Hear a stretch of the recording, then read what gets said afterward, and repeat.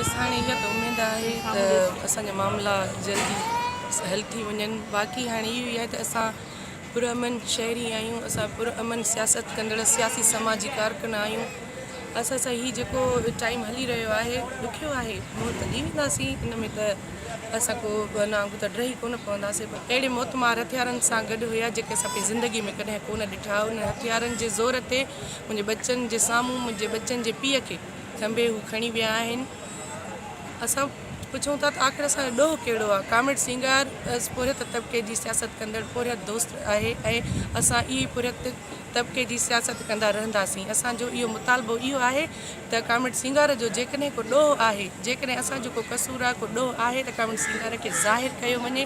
असां इन हुकूमत खां इहा अपील आहे त कामिड़ सिंगार खे ज़ाहिर करे उनखे अदालत में हुन जे मथां केस हलायो वञे।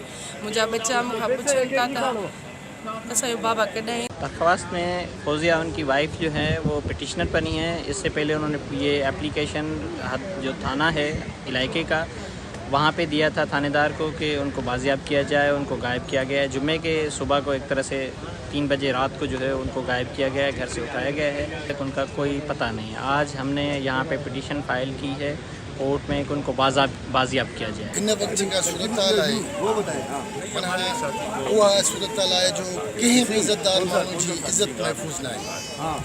ही सिंगार मुनारी के पाबंदी शुदा तंज़ीम जो मेंबर कोन हो, ही मज़दूरनि जी ॻाल्हि कंदा आहियूं, इंसान जी ॻाल्हि कंदा आहियूं। हाणे उन जे सिलसिले में जॾहिं असांखे न अदी फौजिया जो दर्द भरियो आलाप सॼी दुनिया जे साम्हूं पियो आहे, उहो ॿुधी असां यकजहती तौरु आया आहियूं। हुन वकील त अख्तर साहिबु आहे, पर असां उन दर्द खे महसूसु कंदे उन भेण सां गॾु बीहण लाइ हे सभु वकील दोस्त गॾु थिया आहियूं त जीअं उनखे हिमत ॾियूं त सॼी सिंध तव्हां सां गॾु आहे, सॼो सिंध जो शऊर तव्हां सां गॾु आहे। ऐं हिन वक़्तु जहिड़े क़िस्म जो असां वटि रोज़ थियूं अहिड़ियूं अचनि न, हिते हाई कोर्ट में सभु दोस्त गॾु थी करे असां कानूनी जंग कंदासीं। असां कानूनी जंग करे सघूं था छो त कंहिंखे बि गुम करण जो हक़ु कंहिंखे बि न आहे। 24 कलाकनि जे अंदरि मैजिस्ट्रेट वटि पेश करिणो आहे। जेको बि कुझु आहे उनजे मथां उहो अदालतुनि में पेश करे विद द एक्स्ट्रा जुडिशरी।